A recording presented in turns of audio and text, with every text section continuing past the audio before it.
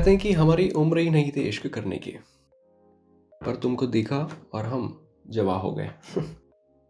एक बहुत ही interesting concept से मैं आपको परिचित आज करवाना चाहता हूँ। और वो कॉन्सेप्ट है शुगर डैडी, शुगर मॉम और शुगर बेबी के बारे में। क्या है बेसिकली ये, और इसके बारे में मैं आपको क्यों बता रहा हूँ। क्यों तो मैं इसलिए बता रहा हूँ क्योंकि ये सब चीज़ें पहले बाहर के देशों में बहुत चलती थी, अभी इंडिया में होने लगी और अब हमारे मध्य प्रदेश में और हमारे इंदौर तक में ये काफ़ी चलने लगा है। शुगर डैडी बेसिकली वो लोग होते हैं जो अपनी उम्र के 40वें साल में, 50वें, 60वें या उस पड़ाव पर है। और शुगर बेबी बेसिकली वो होते हैं जो शुगर डैडी से 10 साल, 15 साल, 20 साल, 25 साल, 30 साल छोटे हैं, पर वो लोग आपस में रिश्ता बनाते हैं। रिश्ता बनाते हैं तो वो शुगर बॉय के साथ भी बना सकते हैं, ये डिपेंड करता है उनकी ओरिएंटेशन पर कि वो गे हैं, स्ट्रेट हैं, बाइसेक्सुअल हैं, क्या है। और वो शुगर बेबी के साथ यानी किसी यंग लड़की के साथ भी वो रिश्ता बना सकते हैं। इस रिश्ते में जो शर्त होती है वो ये होती है कि आप मेरे साथ टाइम स्पेंड करेंगे, आप मुझसे बात करेंगे। थोड़ा सा लोग अपना मन बहलाने के लिए या अपने लाइफ के स्ट्रेस को कम करने के लिए इस चीज़ का उपयोग करते हैं। दूसरा, अपनी फिजिकल सेटिस्फेक्शन के लिए भी वो लोग यंग लोगों के साथ टाइम स्पेंड करना पसंद करते हैं। और जो यंग है, जो शुगर बेबी या शुगर बॉय है, वो क्यों इनके साथ जाकर अपना समय डाल रहे हैं, वो क्यों फिजिकली यूज़ हो जाना चाहते हैं। आमतौर पर ये उनके कंसेंट से और उनकी खुद की इच्छा से होता है। इसके बदले में उनकी एक्सपेक्टेशन ये होती है कि हमारी जो फाइनेंशियल नीड्स है छोटी मोटी, उसकी पूर्ति हो जाया करे, हमें कुछ पैसे मिल जाया करें, या फिर जो भी ज़रूरत है, कुछ गिफ्ट्स या कुछ एक्सपेंसिव गैजेट्स, आईफोन, ये वो ये सब चीज़ें उनको इस बदले मिल जाता है। और दे नेवर माइंड कि इसके बदले वो इमोशनली यूज़ हो रहे हैं या फिजिकली हो रहे हैं। तो मैच्योर हैं, वो बाई चॉइस इस डिसीजन को लेते हैं। इस तरह से चीज़ें चलती है।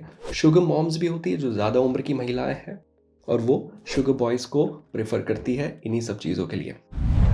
कई सारे लोगों को देखा गया है कि वो अपनी ज़िंदगी में अपनी शादीशुदा लाइफ को ज़्यादा आगे नहीं चला पाए, या डिवोर्स हो गया या कुछ हो गया, अब वो दोबारा शादी भी नहीं करना चाहते। और उन्हें ऐसा लगता है कि अगर आज हम एक शुगर बेबी के साथ रिलेशन बना रहे हैं तो उस पर थोड़ा बहुत खर्चा कर देना या उसे कुछ चीज़ें दिला देना या उस पर थोड़ा बहुत पैसा डाल देना उनके लिए बड़ी बात नहीं है। और वो उसे नुकसान भी नहीं समझते। उन्हें लगता है कि वाइफ पे जितना खर्चा करते थे या वाइफ पर जितनी चीज़ें किया करते थे उससे तो कम ही करते हैं।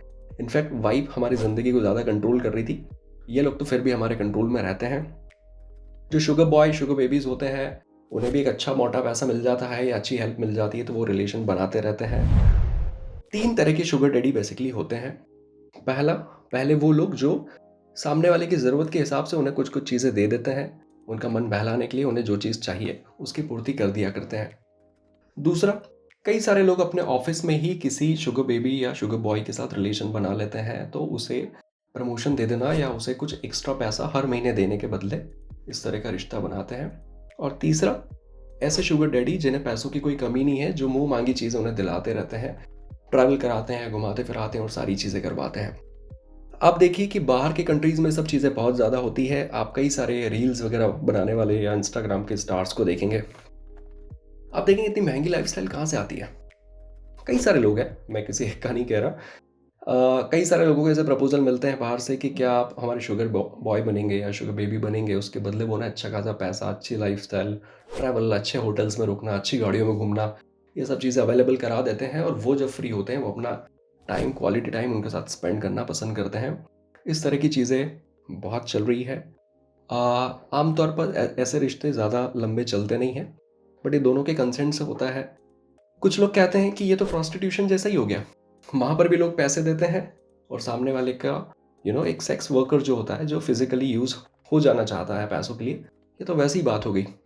मुझे लगता है कि पता नहीं, बट शायद ये एक फ्रेंडलियर वर्ज़न है प्रोस्टिट्यूशन का, या आप जो भी समझें, कि इसमें डायरेक्टली इंसान पैसा तो नहीं लेता, बट अलग-अलग तरह से जो हेल्प है वो ले लेता है। और उसके बदले में ज़रूरी नहीं कि वो सेक्स के लिए ये सब हो, एक क्वालिटी टाइम स्पेंड करने के लिए या सामने वाले का दिल क्योंकि अच्छा उसके साथ लगा रहता है, या दिल बहलाने के लिए वो इस तरह की चीज़ें कर लेते हैं।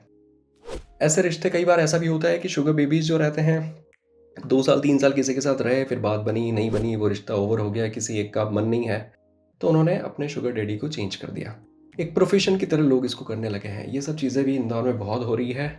और मुझे लगा कि अगर आप फ़ैमिलियर नहीं हैं इन सब चीज़ों से, या आपको इन सब चीज़ों के बारे में नहीं पता है, तो मैं आपको बताऊं कि बेसिकली ये कॉन्सेप्ट क्या है और ये कैसे काम कर रहा है और दिन ब दिन क्यों बढ़ रहा है, और ये कितना ठीक है कितना नहीं, क्या ये प्रोस्टिट्यूशन है या क्या है मुझे नहीं पता, पर ये दो लोगों के कंसेंट से हो रहा है, ये एक फ्रेंडलियर अप्रोच है। और ऐसी चीज़ें हमारी सोसाइटी में बहुत होने लगी है। That's all. Thank you so much.